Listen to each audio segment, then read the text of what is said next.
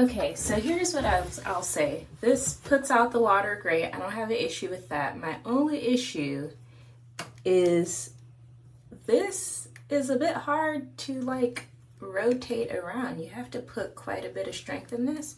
So would not recommend for like elderly, like, because this is, it doesn't move very seamlessly. It like, you really got to put some strength into it to move it. I don't know if it's just mine or if this is just typical for this, but yeah, that's the only gripe I have with it. It's kind of annoying in that sense, but other than that, it does fine.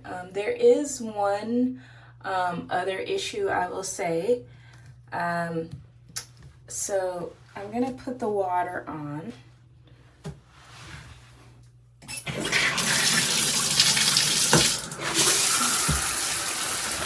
Okay, so here's my only issue. When I get down to this bottom one, it does this. Now I have it double wrapped, as you can see.